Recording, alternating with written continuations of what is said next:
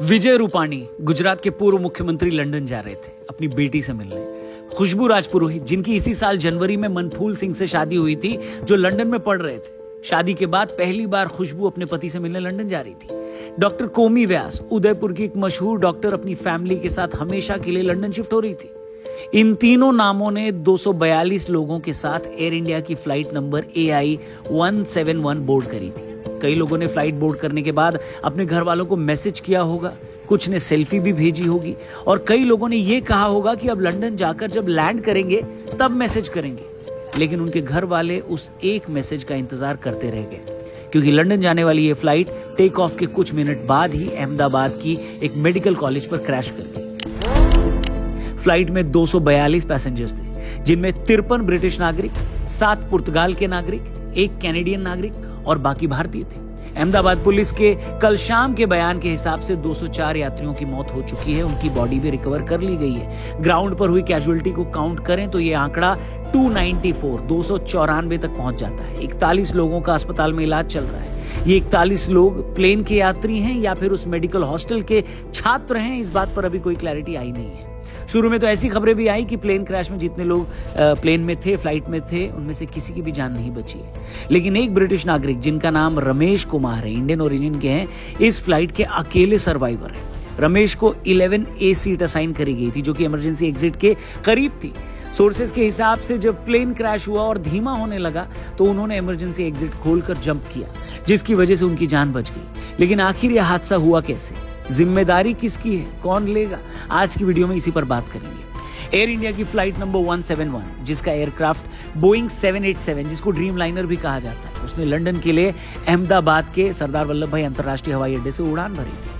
Flight radar 24 एक website है दोस्तों, जो दुनिया भर की फ्लाइट्स को ट्रैक करती है। उसके हिसाब से प्लेन के सिग्नल टेक ऑफ के कुछ ही सेकंड बाद ही मिलने बंद हो गए थे। जमीन से 625 फीट की ऊंचाई तक उड़ान भरने के बाद अचानक से प्लेन नीचे आने लगा, जिसको एविएशन की भाषा में डिसेंड या सिंक होना कहते हैं। और दोपहर 1:38 पर अहमदाबाद के एक रिहायशी इलाके मेघानी नगर में एक ऐसी बिल्डिंग पर यह प्लेन क्रैश कर गया जहां पर लोकल डॉक्टर्स रहते हैं। रिपोर्ट्स के हिसाब से प्लेन इस बिल्डिंग के मेस वाले हिस्से पर गिरा, जहां उस वक्त कई डॉक्टर्स लंच कर रहे थे। खबरों के मुताबिक फ्लाइट टेक ऑफ होने के तुरंत बाद पायलट ने एयर ट्रैफिक कंट्रोल में एक मे डे कॉल करी थी। मे डे कॉल एविएशन में एक डिस्ट्रेस सिग्नल कॉल होती है, और जब कोई हवाई जहाज ट्रैफिक कंट्रोल को मे डे कॉल करता है तो इसका मतलब होता है कि कुछ बहुत बड़ा लाइफ थ्रेटनिंग खतरा है। 1920 में शुरू हुई ये प्रैक्टिस आज एक ग्लोबल प्रोटोकॉल है, जिसका इस्तेमाल कल एयर इंडिया के पायलट ने प्लेन टेक ऑफ होने के कुछ ही सेकंड बाद किया। लेकिन जब एयर ट्रैफिक कंट्रोल ने उस कॉल का जवाब दिया तो बदले में एयरक्राफ्ट से कोई भी जवाब नहीं आया, और थोड़ी देर बाद आग और धुएं का गुबार अहमदाबाद के आसमान में छा गया।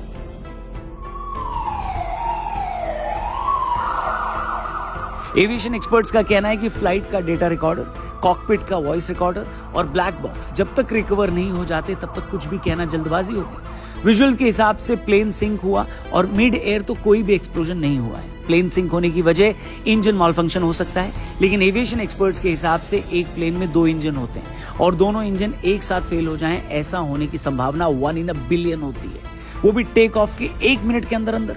कॉकपिट से मे डे कॉल भी करी गई है, जिसमें कैप्टन सुमित सब्रवाल, जो कि इस फ्लाइट के लीड पायलट थे, उन्होंने एयर ट्रैफिक कंट्रोल को कहा, mayday, no thrust, losing power, unable to lift. जिसका मतलब है कॉकपिट में बैठे पायलट्स को अंदाजा हो गया था कि प्लेन में कुछ ऐसा है जो ठीक नहीं है, जिसकी वजह से प्लेन उड़ नहीं पा रहा। 600 फीट तक पहुंच जाने के बावजूद लैंडिंग गियर वापस प्लेन में क्यों नहीं गए थे, इस पर भी सवाल उठ रहे हैं। एक्सपर्ट्स कह रहे हैं कि क्योंकि लैंडिंग गियर वापस नहीं गए, ये एक और संकेत है इस बात का कि इंजन फेलियर हो गया था और वापस से लैंड करने की कोशिश हुई होगी। प्रॉब्लम एक है या प्रॉब्लम बहुत सारी, इस पर जांच के बाद ही कुछ कहा जाएगा या कुछ साफ हो पाएगा। सवाल बोइंग के ड्रीम लाइनर एयरक्राफ्ट पर भी उठ रहे हैं, जो कि कंपनी ने 8 जुलाई 2007 को लॉन्च किया था, जिसने 15 दिसंबर 2009 में अपनी पहली फ्लाइट ली थी। प्लेन की टिपिकल सीटिंग कैपेसिटी 242 पैसेंजर्स की होती है, यानी कल ये फ्लाइट पूरी भरी हुई थी।